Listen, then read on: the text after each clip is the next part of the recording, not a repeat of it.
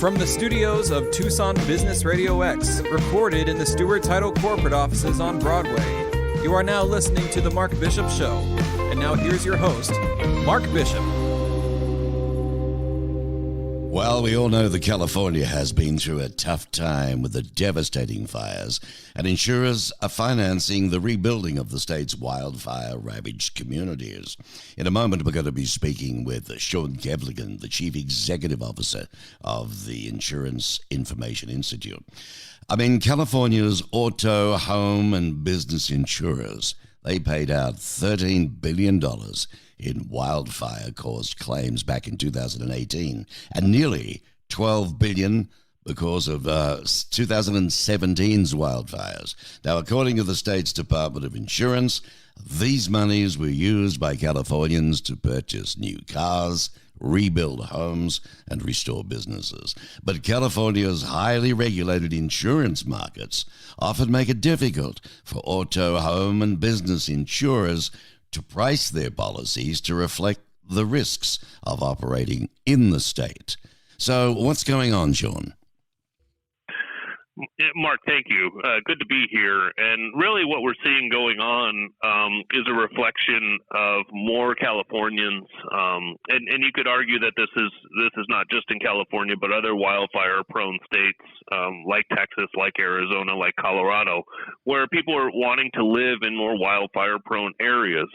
As a result, and unfortunately in California, we've seen an increased risk in people being exposed to the dangers of wildfires. In fact, if you look at just the costs and the payouts, as you mentioned, and you go back to the 20s of the top 20 wildfires in the state, you had 15 of the top 20 actually occurring since 2003, and more than half of that 15, 8 of them actually were in 2017 and 2018. So we've got a situation where we're seeing a trend of people living and building in areas that are more wildfire prone, and when that happens, they have a higher risk.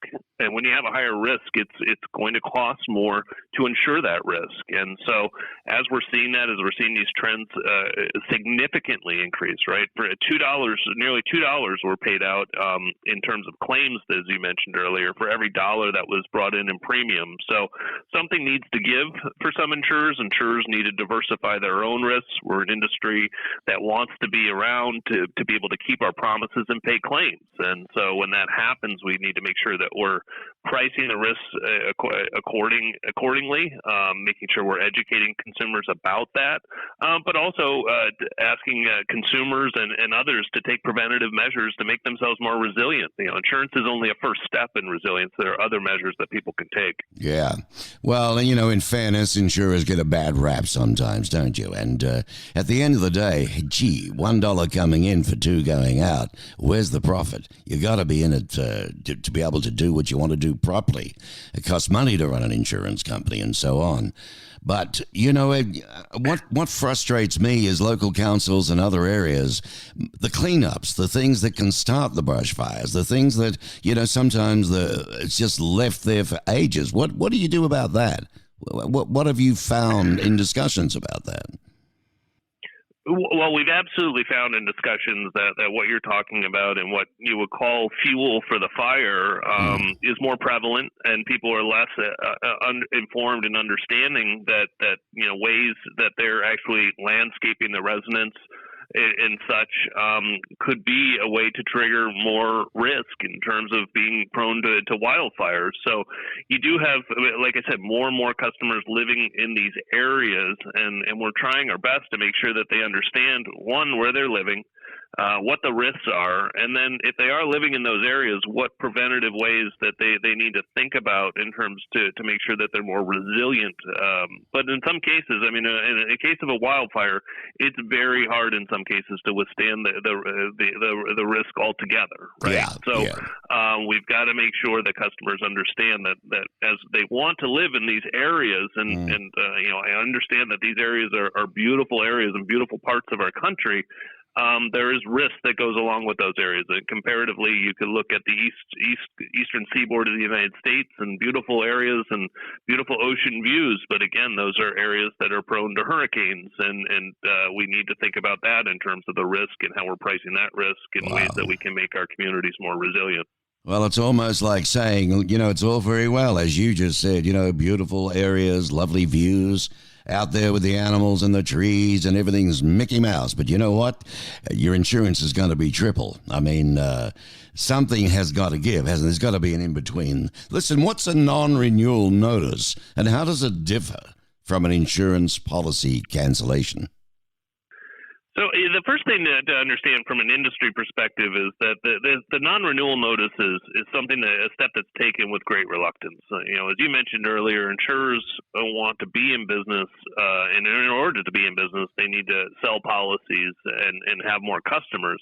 But in these situations where they look at themselves and the size and the scope of the insurer matters, and you have to really look at an insurer by each individual state because they're all regulated in that way. If they look at these areas and they look at their customers and they understand that to insure this customer would put at risk them being able to pay claims in other instances down the road, they need to inform them of that they're simply their risk is simply too much to withstand. But what we do say is that there is an opportunity where we actually can have where the customer can contact their insurer and they can see if there's something they can do proactively, creating some of those what we call defensible spaces around the residences and see if there's any way to still secure that policy. However, if they still can't, we encourage the customers to contact an insurance professional and determine what is available to them, because there are options.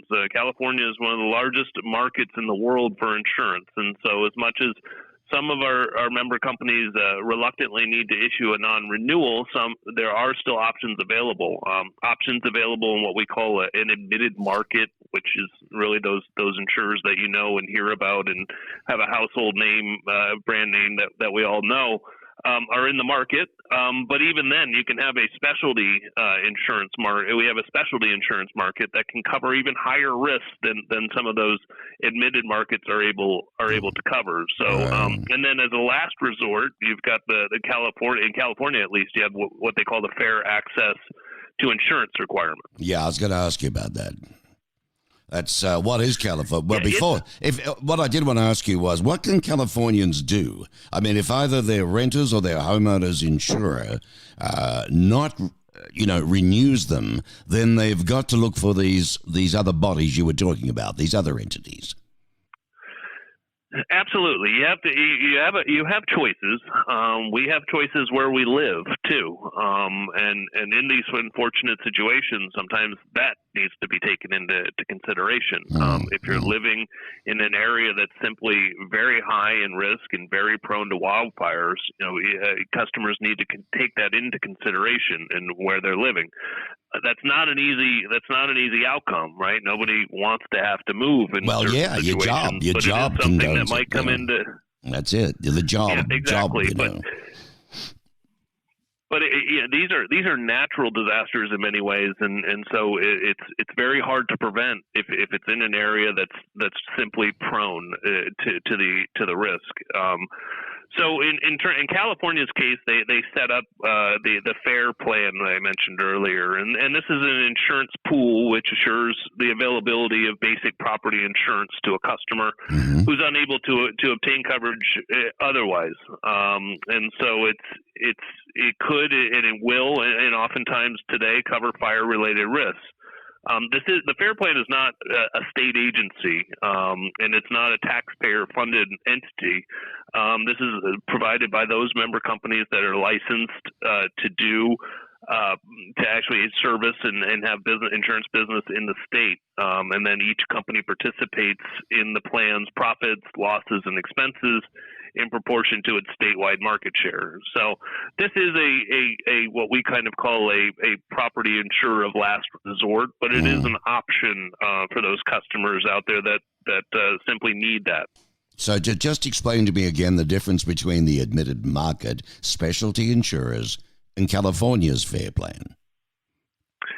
Yeah, so again, the admitted market is really, I think, simply what we understand and what we see and is very heavily marketed throughout individual states and on television and such, what I call your household name insurers.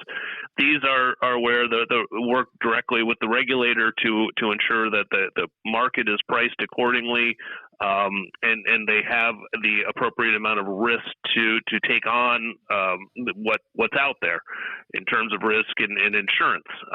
But again, there are simply cases where you will have a risk that's higher than what this admitted market can withstand, and in that case, they will have a what we call a specialty insurer, and these cover excess and surplus lines for the insurer. They cover higher risk properties, but in those cases, because you have to price the risk accordingly, it will be a higher cost for a surplus or a specialty line insurer.